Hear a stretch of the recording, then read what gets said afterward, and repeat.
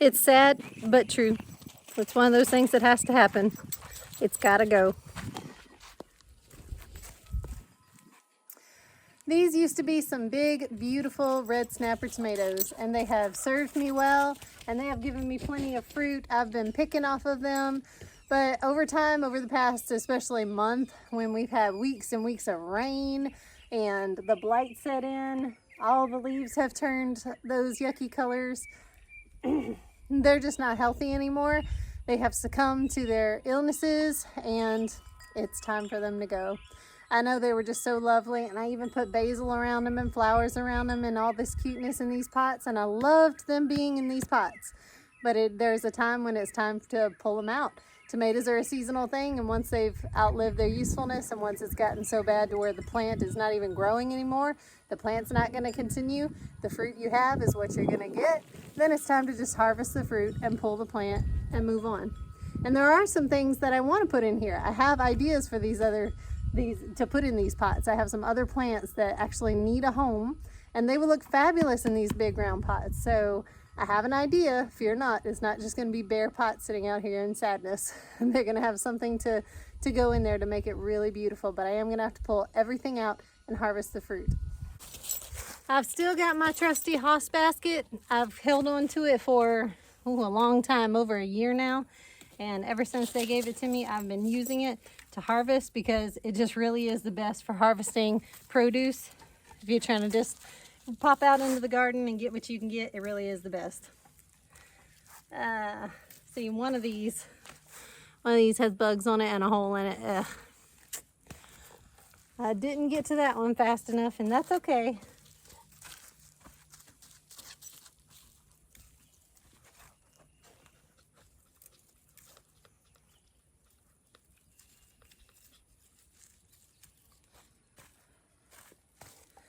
Most of these are beautiful and salvageable and will finish turning all the way red on the counter, so not a big deal.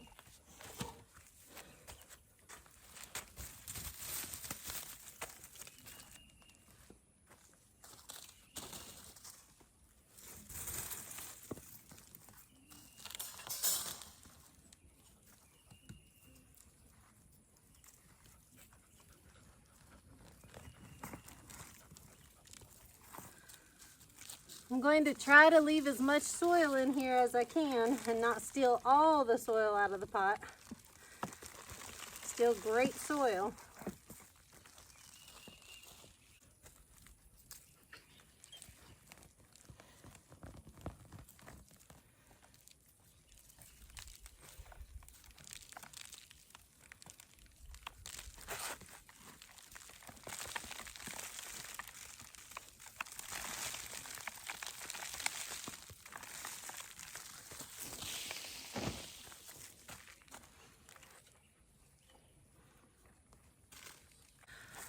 Now Jill over at Whispering Willows, she put out a video very similar to this recently, and I completely agree with what she said. I love Whispering Willows. I totally support Jill 150%.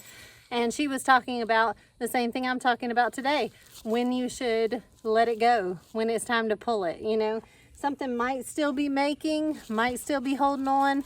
You might be fighting disease pressure with something, just hoping it'll make a comeback, or you might be fighting bug pressure.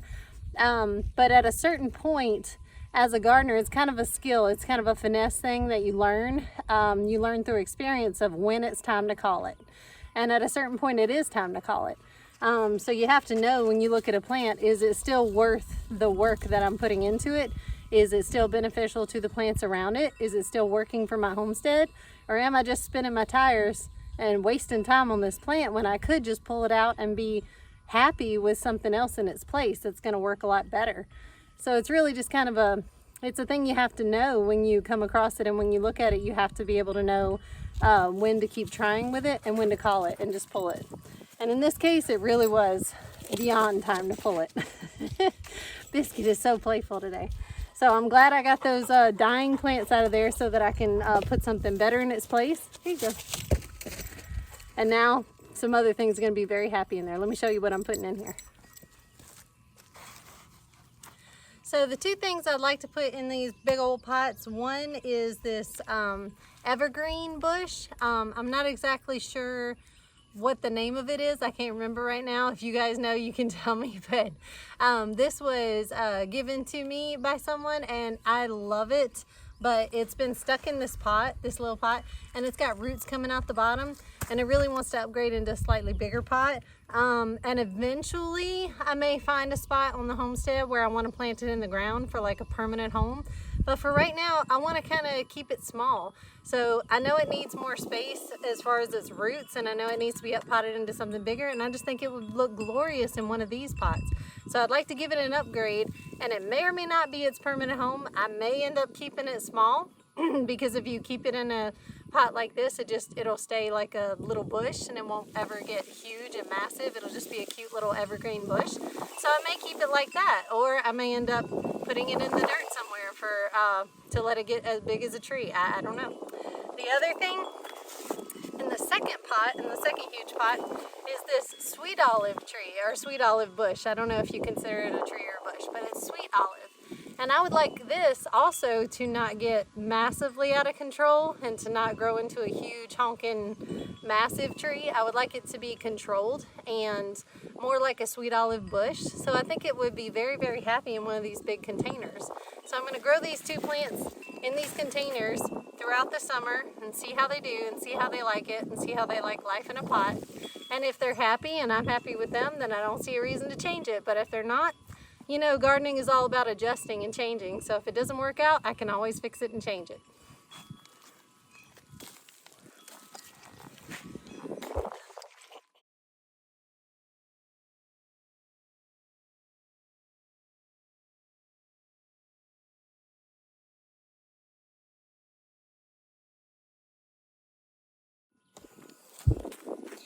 All right, that looks good. Looky there. Beautiful. That's lovely. I think those are going to be much, much happier there. I think we're going to see a lot of improvement. I love it. Speaking of things that need to go, all this junk on this porch needs to be cleaned up and needs to go. Let's get rid of all of this stuff that shouldn't be here. I know the scooters, we'll see. They may or may not stay on the porch. They might be in the laundry room, might be in the porch. That stuff can go to the barn. Wes's tools can go to the barn. More tools and stuff, some shoes, just some kind of junk everywhere, just some clutter. Time to clean this thing off and sweep it.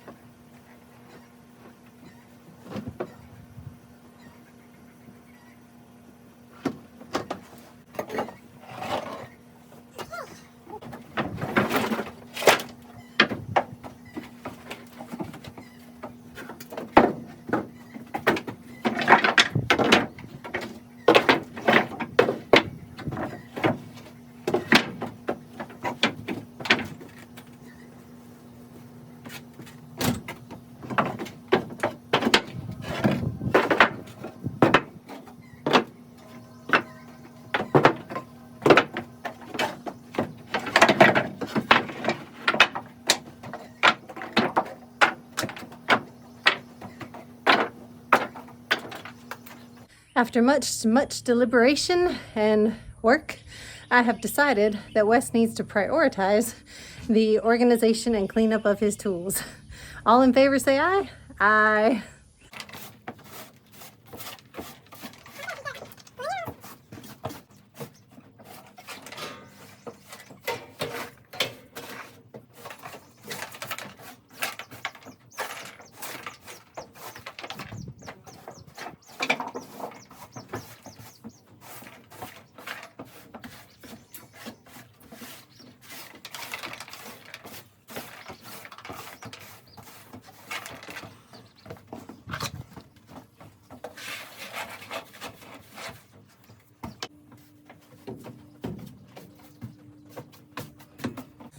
Now I have an outdoor broom and an indoor broom just for this purpose, because some jobs you need your indoor broom for regular sweeping and maintenance of the house, and some jobs are just too dirty and too dusty and too, wet or icky on the back porch, for an indoor broom. So I have an outdoor broom just for that reason. Doesn't this look a lot better, y'all? Look, I know the wood's still here. The wood's gonna have to stay on the porch for now. But all that clutter is gone, all the shoes, blankets, boxes, trash. It looks a lot better. Okay, moving on to the next job. Have y'all seen my watermelons, y'all? Have y'all seen my melons? They are going everywhere. They are sprawling. They are throwing off blooms. I've even got little baby watermelons growing. I have a melon patch. Y'all, I've never had a successful melon patch. I almost had one in Louisiana, almost, and then the raccoons got it. But this is even better. This isn't like growing in the wild weeds of the backyard somewhere. This is right by our orchard trees. This has weed fabric on it. This is a real melon patch, y'all. I feel so legitimate now. I feel like I'm really growing melons now. But it is time to water these melons, so I gotta get to watering.